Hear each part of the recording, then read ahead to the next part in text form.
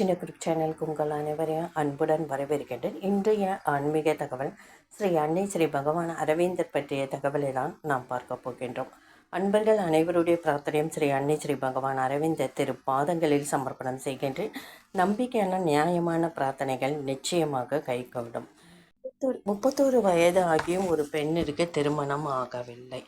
அப்பெண் முதலில் வந்த வரனை வேண்டாம் என்று சொல்லும் பழக்கம் உடையவர் என தெரிந்தது. ஏன் அந்த பொண்ணுக்கு திருமண தடை ஏற்பட்டது என்பதை பார்க்கும் பொழுது, வரும் வரனை எல்லாம் வேண்டாம் வேண்டாம் என்று ஒவ்வொரு குறையாக சொல்லிக்கொண்டே தட்டி கழித்து கொண்டு இருந்தாள். அதனால்தான் அந்த பெண்ணுக்கு வருஷம் ஏற ஏற வயதும் ஏறிக்கொண்டு திருமணம் ஆகாமலே போய்விட்டது.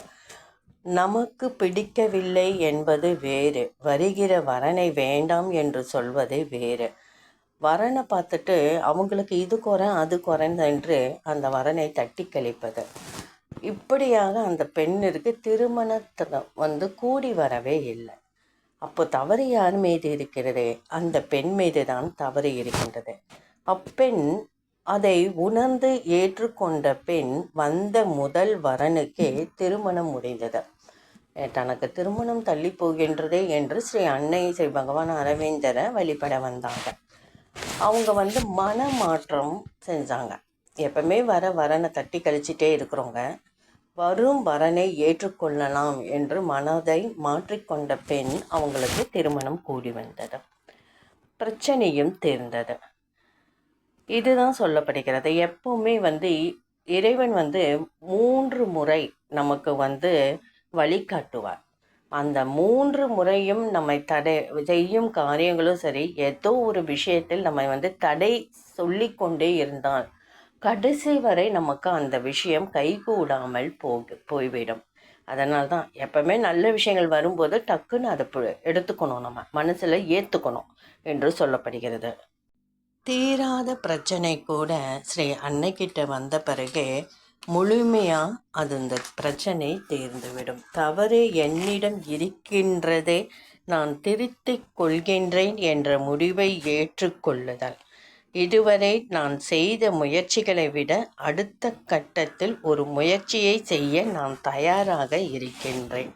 இதுவரை என்னால் விட முடியாத குறையை நான் இப்பிரச்சனை தீர்ப்பதற்காக அந்த குறையை முழுமையாக நான் விட்டு விடுகின்றேன் என்று செயல்படும் கட்டத்தில் பூரண சிறப்பை அடைய முயல்வேன்.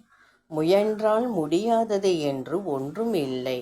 நம்பிக்கை இருக்கின்றது. பிரச்சனை தீரும் வரை விடாமுயற்சியை செய்வேன். மற்றொருவரால் இது போன்ற பிரச்சனையை தீர்க்க முடியுமானால் என்னாலும் அது முடியும். பிரச்சனையை தீர்க்கக்கூடிய இரகசியம் ஒன்று உண்டு.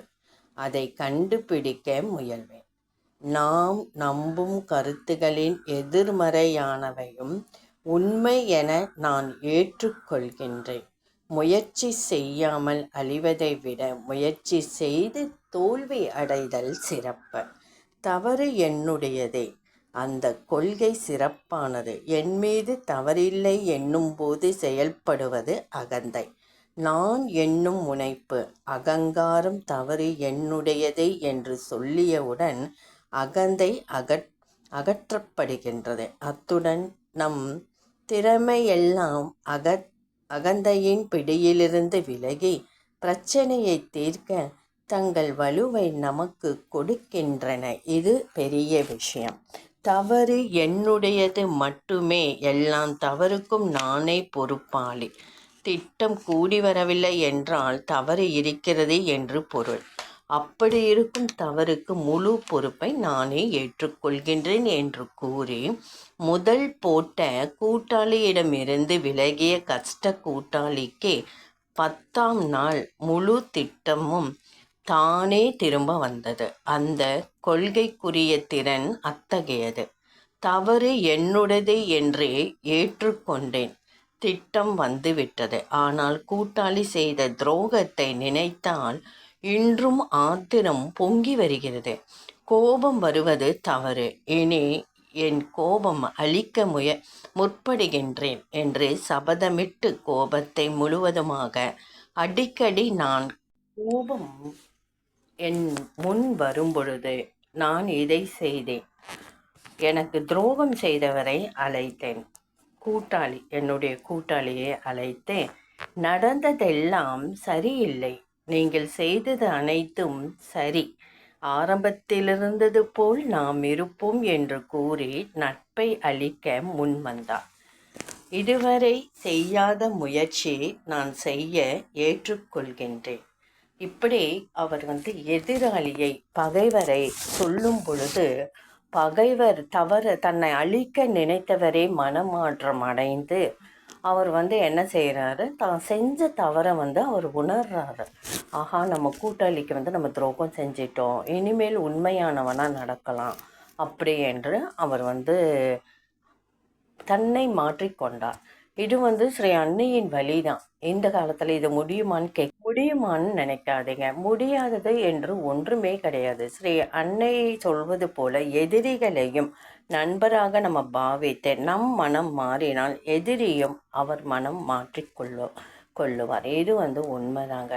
தீயதை நினைக்கிறவங்க நமக்கு தீமை செய்யணும்னு நினைக்கிறவங்க நிச்சயமாக மனம் மாறி நன்மை செய்வாங்க. இது மதர் சொல்லுவாங்க, நம்ம கோபம் ஒருத்தர் மீது எரிச்சல், கோபம், வெறுப்பு காண்பிக்கக்கூடாது என்று. அதுதான் மனிதனிடம் உள்ள கோபம் எப்பவுமே அழிக்கக்கூடியது. அந்த கோபத்தை நம்ம அடக்கி ஆள வேண்டும்.